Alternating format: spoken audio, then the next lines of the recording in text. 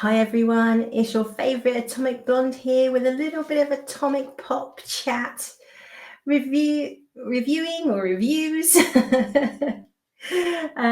Cobra Kai Season 6 Part 2 and the new Dune Prophecy. So let's get into this, shall we? Yeah, it's quite a bit of new shows sort of dropping at the moment. So I've had the opportunity to blitz through the oh, there we go. Okay, for some reason the views don't want to work. That's fine. There we go. Got it. Blitz through the Cobra Kai Season 6 Part 2. I think obviously we had the Part 1 a few months back now, and the final part will be dropping, I think it's like February next year, so quite a big way. And I'm not sure these sort of breaking up the seasons, it works particularly well. I mean, yeah, I mean, I guess they're trying to obviously sort of keep it in conversation because they've realized when everything drops at once, you know, people talk about it for a couple of weeks and then it's gone. Whereas you've got, you know, all this amazing stuff that we've had on HBO, whether that's House of the Dragon, The Penguin, dropping weekly. So people talking about it, you know, up to at least 8 weeks, if not 10, depending on how many episodes we're getting. So, you know, you've got a good couple of months worth of traction for people to find the show, to like the show, word of mouth, etc. But anyway, we have finally got part 2. Obviously, I grew up with the Karate Kid films, saw the first couple in the cinema, and I have loved this show from season 1. It's, you know, it really shows you how it should be done, you know, in terms of respecting the source material but moving the series, the storyline forward, introducing new characters, how you hand over the torch, all of that stuff. I mean, this is absolutely the poster child for it. And, you know, people like Disney could really learn a lesson from watching how the creators have done that for these shows. So part 6, we see them at the tournament, and they all finally arrived at the end of part 1. And Kreese turned up with his new version of Cobra Kai with the team coming from Korea and his old sensei. And Tori had joined them after usual misunderstandings after her mother died, and she felt no one had her back. And yeah, so we've got this teen angst going on. So she's still with Robbie, kind of. He's obviously still fighting for Miyagi-Do. Tori's friendship with Sam's broken down again. So they're all there like teen angst. No one's really focused on the job at hand. You've got Daniel had found out that Mr. Miyagi had fought in this tournament, even though he'd always told Daniel that, you know, it's not about the trophies, and, you know, entering tournaments wasn't his thing. So Daniel's like trying to find out what happened, and did he actually fight in this tournament or not. So we have the usual kind of angst going on and misunderstandings, and everybody antagonizing everybody else. And as you'd expect, the Cobra Kai guys start off like really badly. Sorry, the Miyagi-Do guys start off really badly. Robbie's not got his head in the game. He just keeps wistfully looking over at Tori and getting kicked in the face. I have to say that got boring quite quickly. You're just like, what are you doing? And then like Miguel gets really annoyed and sort of has it out with Robbie, and I know, you know, it's so over the course of the tournaments, they sort of start getting their acts together, and then they start winning. Meanwhile, Daniel gets confirmation that yes, Mr. Miyagi did fight in the tournament, and his match resulted in death, i.e. he killed his opponent. We don't know the circumstance. So obviously Daniel is now sort of spiraling. and there's a whole part where he has a dream about Mr. Miyagi, and the guy they cast to play like a young version of Mr. Miyagi was actually cast really, really well. And they're sort of fighting, and then he turns into old Mr. Miyagi, and so the facial part was good, but as soon as the Mr. Miyagi started talking, the CGI just wasn't there. It was really bad. But you know, they don't have massive budget for this show, so you know, you sort of can give them a bit of a pass, I guess. So I mean, I think it's this whole storyline with like Daniel and Mr. Miyagi. I mean, the guy, you know, he was a human being with the past, yeah. So Daniel's put him on such a pedestal that this guy, you know, he's like, oh, he's not the man I thought he was. And of course he is. You know, whatever happened to him made him the person that he was. And you know what's ever gone on is why he teaches what he taught. So again, it's a little bit frustrating, this whole Daniel and what did Mr. Miyagi kill someone or not. But anyway, I'm sure it'll all come out in the wash in the final part 3. But yeah, the crazy thing where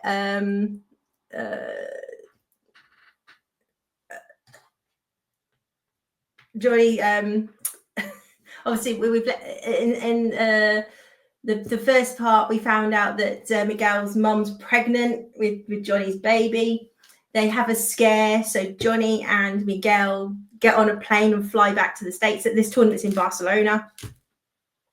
They literally land. She's fine. False alarm. So they get straight on a plane and fly back again. You're just like, what is? I mean, it's quite a long way from Spain to the States. It's not like the UK, like a couple of hours. And they basically land, no jet lag. Miguel's straight back into the tournament. It's just absolutely bonkers. So I think, so I love this show, but because it is the last season, I mean, they've dialed it up to like an 11 in terms of the absolute bonkersness.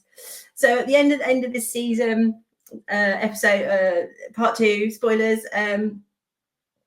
it's supposed to be like the final match and deciding who's going to win this whole tournament. Just turns into this all-out fight because it's this team from I think it's Russia, so we're basically doping the fighters. They just turn up, kick off, then everybody just has this mass brawl. They all start fighting. It's absolutely ludicrous. It's just, and this is being televised, so they don't switch the cameras off. So everybody back in the US is like watching everybody just kicking the crap out of each other. The tournament's gone out the window. It is so ludicrous and ridiculous, but I kind of absolutely loved it at the same time. Like I said, they just dialed it up to 11. Kreese then, because Silver turns back up. So Kreese takes a knife and is off to like kill Silver, as you do. Daniel kind of clocks this, Johnny clocks this and sort of goes after Kreese. Then he actually sort of helps Kreese fight Silver for some reason. But when Kreese is like going across through this everybody fighting, he drops his knife. So one of the Cobra Kai, or the captain of the Cobra Kai team who lost his fight, which he didn't take very well, finds this knife and then decides to go stab his opponent while it's all kicking off. So he like goes to attack him. The guy, I think, kicks him, and then he lands and basically stabs himself.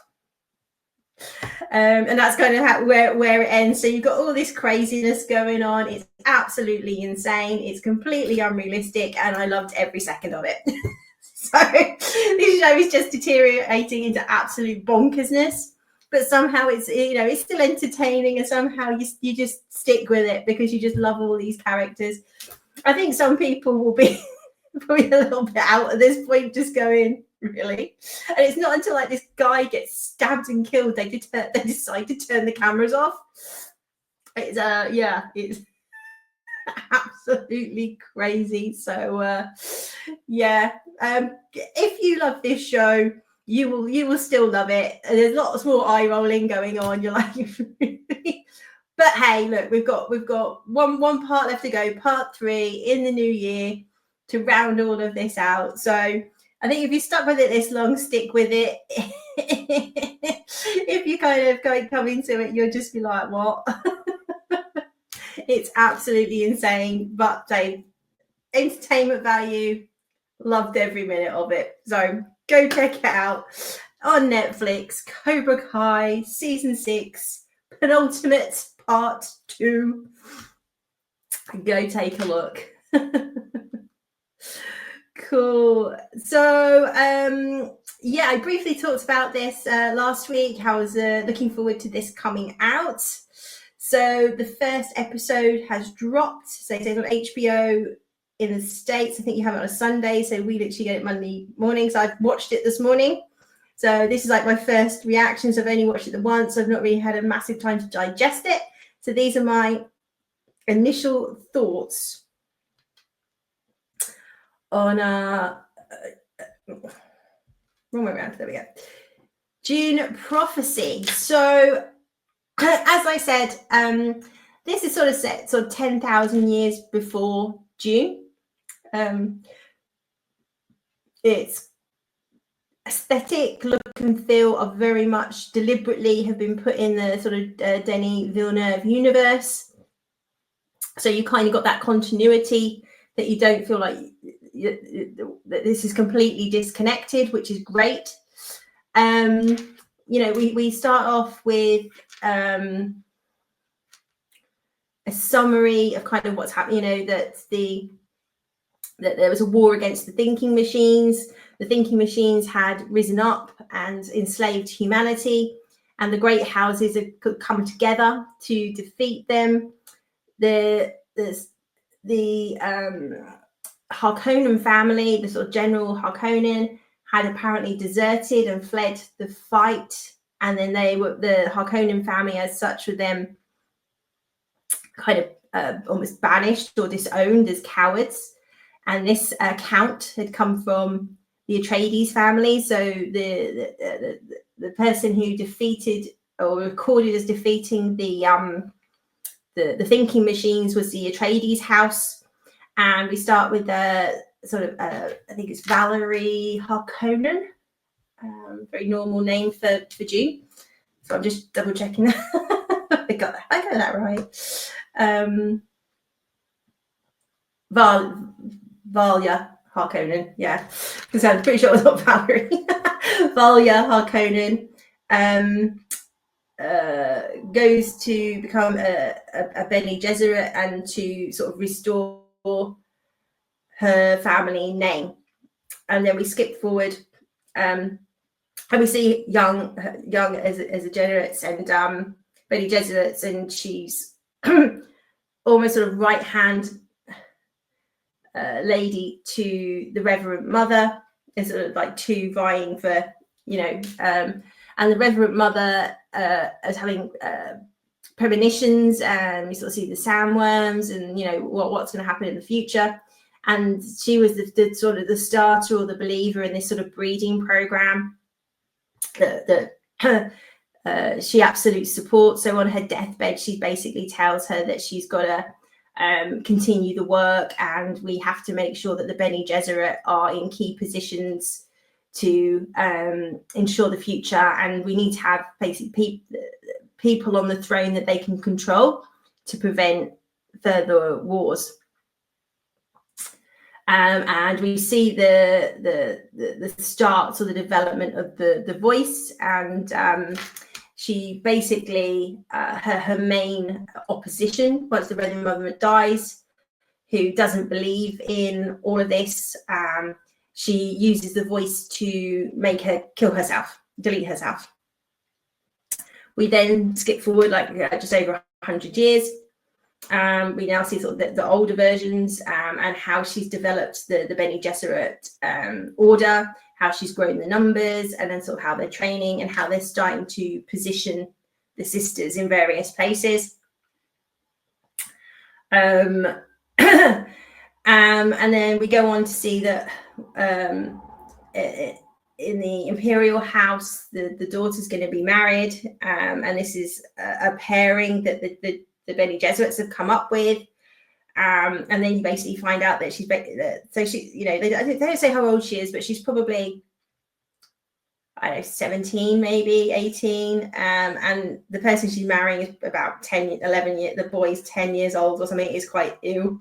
Like that's not okay.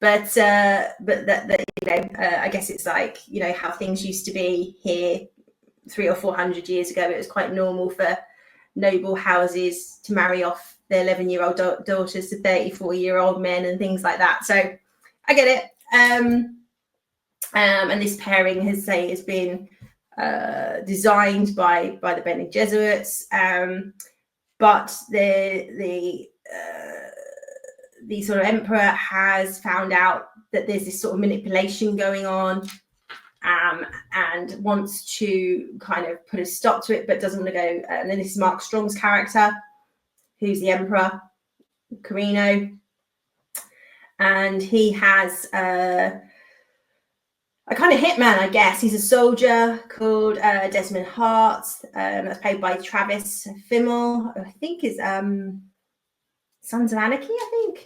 But you know, very great actor who has this power, and he uses this power to basically murder the young boy, the prince, in quite a horrific way. So yeah. So overall, I think a good introduction. In terms of cinematography, in terms of the look and feel, in terms of production values, it's absolutely amazing. It is like you're watching like a mini film, equally as good as Dune. In terms of all of that, the acting's solid, good, really strong actors in this. As I say, I really like sort of Mark Strong. I think some of the criticisms might be that there's definitely an assumption that you understand something of the Dune world before going into this. Even the beginning, it sort of says, you know, that it's this is like, say 10,000 years before Paul Atreides was born. So you have to kind of know who Paul Atreides is, because otherwise you'll be like, okay, who's that then? So that there is definitely a premise that they're assuming that most people who are going to watch this have watched probably Dune Part 1 and 2, I'd guess. So that could be, even though this is like obviously like a prequel, you can get into it, but there are references that if you've read all the books, that you'll pick up on. But even if you haven't read the books at this stage, you're not going to get lost. You'll be like, oh, what does that mean? Because I think it will unfold and explain itself. So I think that'd be one of the criticisms. I think the other thing is a potential could be pacing. This was okay. It was kind of on the cusp of being a little bit draggy, but overall, I think it was fine. But that is a watch out for me. I think they need to pick up the pacing. But I get it for the first one, is that they're building the world, introducing you to the various houses, what's going on, and obviously the Bene Gesserit. So that's my concern for that. But overall, I did enjoy the first episode. It does look interesting, quite intriguing. And hopefully this will develop into a great series. We'll have to wait and see. I know there's some reviews out there from people who've seen the first 4 episodes who weren't enamored, but we'll wait and see. Horses for courses, hey? So overall, I'm interested. I definitely want to see the next episode. But I think we might have pacing issues. That's my number one concern right now. But let's wait and see. Like I say, from a production values point of view, you cannot knock this at all. It looks stunning. It looks absolutely beautiful. So good job so far, HBO. So as ever, have you watched these shows? What do you think? Are you excited for Dune Prophecy? Is it not your cup of tea? Is Dune just like too out there for you? That's cool. And Cobra Kai, has it just gone that little bit too bonkers? Love to know your thoughts. Remove that. So yeah, that's my thoughts very quickly on those. As Dune Prophecy goes on, I'll probably do a bit more of a deeper dive on that, depending on if it holds my interest or not. So far, so good. So let's hope it pulls it off. So it definitely doesn't look like a cheap series, that's for sure. So fingers crossed that it'll get more people interested in the Dune world, which is always a good thing from my point of view. So. So as ever, do let me know what you think. Are you excited for what's coming next? Are you excited for Cobra Kai and the final season? Or are you just like, this is just too stupid for me? Are you enjoying Dune? Let me know in the comments.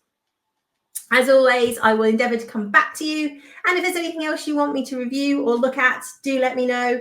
I think Cross has just dropped on Amazon, so I need to watch that and let you know what I think. I think that's based on the Cross books by Lee Patterson, I believe.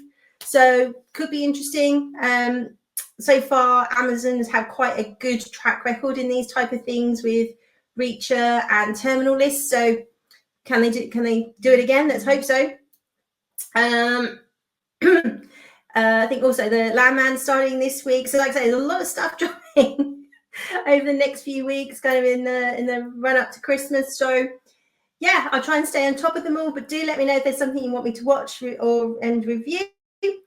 Otherwise, you all take care, and I'll be back soon with some more pop chat, sort of musings on what's going on out there in the world, and some more reviews. So have a great week, and I'll see you soon. Bye.